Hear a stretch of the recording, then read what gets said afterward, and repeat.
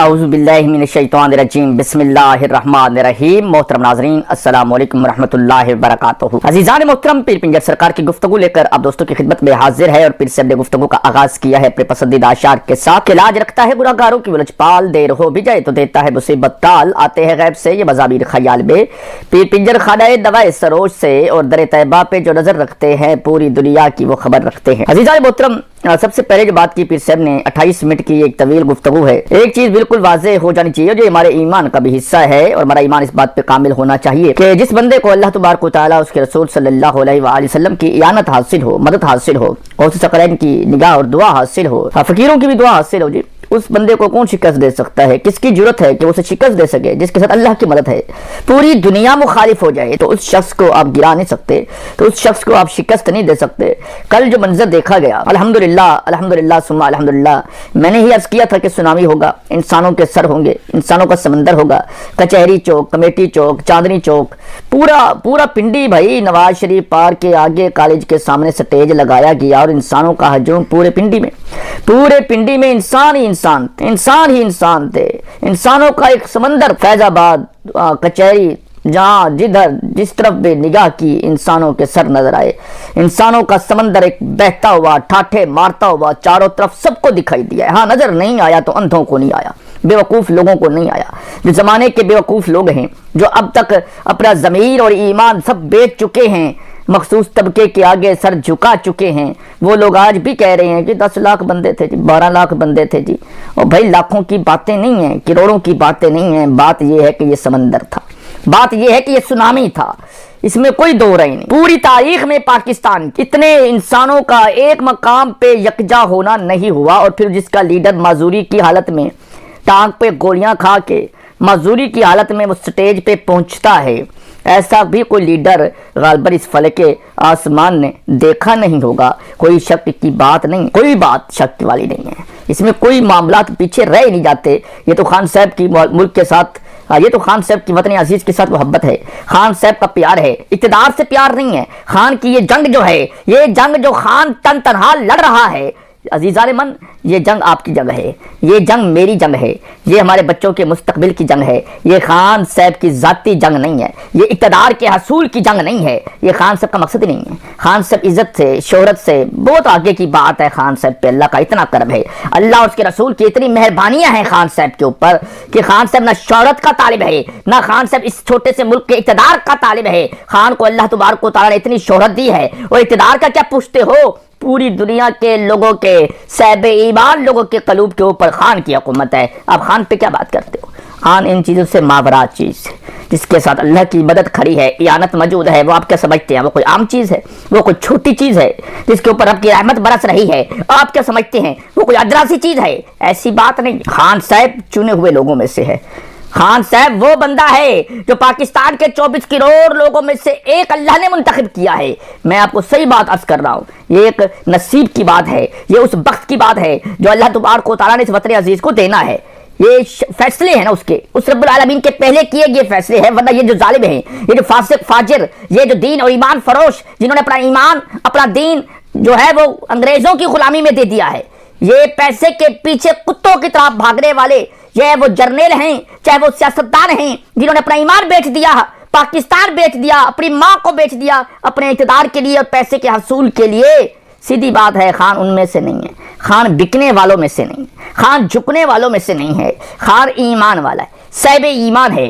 24 करोड़ आवाम को अल्लाह तबारक व तआला ने तोहफा दिया है। अच्छे बंदे नसीब से मिलते हैं 75 साल की तगोदो के बाद, 75 साल के आंसू बहाने के बाद। अजीज़ान मन, ये एक अच्छा इंसान अल्लाह तबारक व तआला ने दिया है, जो कौम का भी दर्द रखता है, जो फौज का भी दर्द रखता है, जो पाकिस्तान की आवाम के मसाइल को, मसाइब को, तकलीफ को भी जानता है और पहचानता है, और इंटरनेशनल मामलात में भी उसकी पूरी ग्रिप है। ऐसा बंदा जो है ना, बड़े मुकद्दर से मिलता है, बड़ी आहुजारी से मिलता है, बड़ी गिरियाजारी से मिलता है। और ये अल्लाह तबारक व तआला ने अनायत की है अपने खास जनाब से, और रब्बुल आलमीन खुद उसकी इयानत फरमा रहे हैं। आप क्या समझते हैं ये खान साहब कुछ भी कर सकते? अगर यहाँ कोई इक़्तिदार का भूखा होता तो ये खान जंगी कराता कि लाखों लोग मेरे साथ हैं, GHQ पे चढ़ाई कर देता, इस्लामाबाद पे चढ़ाई कर देता, वो कुछ भी कर लेता इक़्तिदार के हसूल के लिए। लेकिन नहीं किया, खान ने कुछ भी नहीं किया। खान साहब खामोशी से वापस आ गए, जलसा किया, अपनी स्टेज शो की, अपना एहतजाज रिकॉर्ड कराया, अपने मुतालबात सामने रखे। دیکھے اور واپس آ گیا خاموشی سے، پرامن طریقے سے یہ میرا وطن ہے، اس وطن کے کسی چیز کو نقصان نہیں پہنچنا چاہیے، ورنہ خان کچھ بھی کر سکتا تھا لیکن نہیں کیا۔ عزیز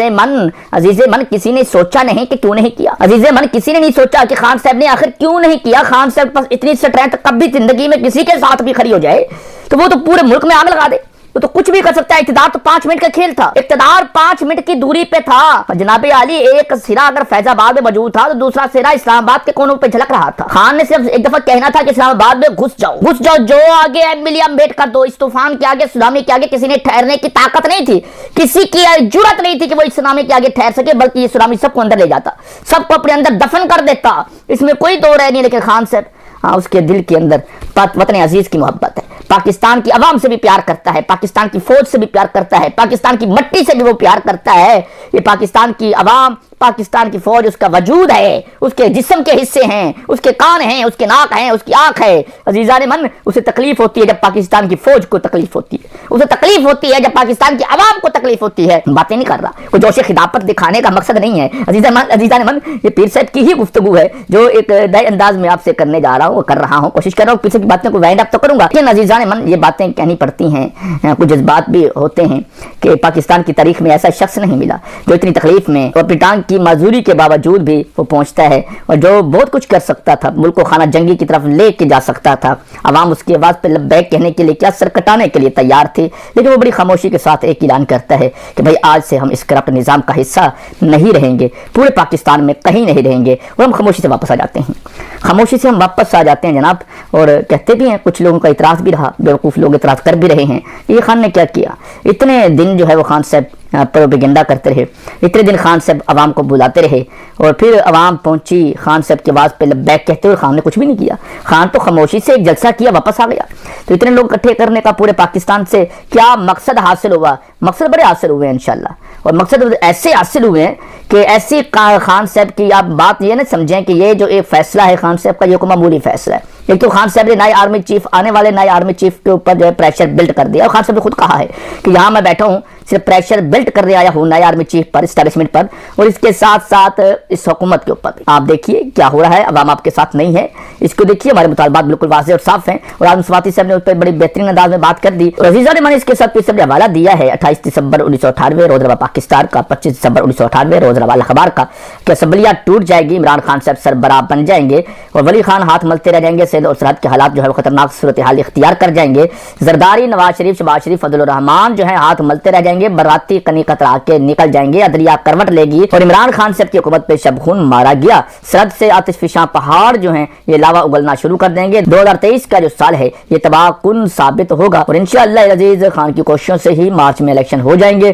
انقلابی حکومت آئے گی، ستمبر تک حکومت مضبوط ہوگی، ارکان اسمبلی کا پھر احتساب ہوگا، اور ستمبر کے بعد جگیردرانہ اور سماجدارانہ نظام کا خاتمہ کر دیا جائے گا، کراکامہ کر دیا جائے گا۔ عمران خان صاحب مقبول ترین لیڈر کے طور پر ابھریں گے، اور بڑے بڑے سیاستدان حکا اور سنگار لے کے خان صاحب کو سلوٹ کرنے، سلامی دینے یہ جائیں گے، اور خان صاحب سربراہ مملکت بن جائیں گے، عدلیہ کروٹ لے گی، آنسو گیس کی ڈیمانڈ بڑھ جائے گی، اور نصیر اللہ بابر صاحب کی بوری تیار ہے، اور اب جو ہے وہ رانا ثناء اللہ کے لیے بھی بوری تیار ہے، اور امریکہ نے نقب لگا دی ہے، مسجد اقصیٰ کے گرد گھیرا تنگ کر دیا گیا ہے، اور بھارت جو چندی گڑھ ہے، ممبئی ہے، مدراس ہے، کلکتہ ہے، دلی ہے، راکھ کا ڈھیر بنتا ہوا دکھائی دے رہا ہے، اور 313 کالے طیارے جو کہ نہ امریکہ نے بنائے، نہ برطانیہ نے، نہ فرانس نے، نہ کینیڈا، نہ جرمنی نے، نہ چائنا نے، وہ اللہ تبارک و تعالیٰ کی اعانت سے پاکستان کو ملیں گے، اللہ تبارک و تعالیٰ رحم کرے گا۔ 2023 میں عمران خان صاحب شیروانی اور جناب کیپ پہنیں گے، اور قدرت کا قانون ہے کہ جس درخت کا پھل میٹھا ہوتا ہے تو اس درخت کو پتھر بھی زیادہ لگتے ہیں، اور جس زمین پر بارش نہ ہو تو اس زمین کی فصل جو ہے وہ برباد ہو جاتی ہے، اور خان کی مقبولیت دیکھ کر یہ ساری پارٹیوں کی ہوائیں نکل چکی ہیں،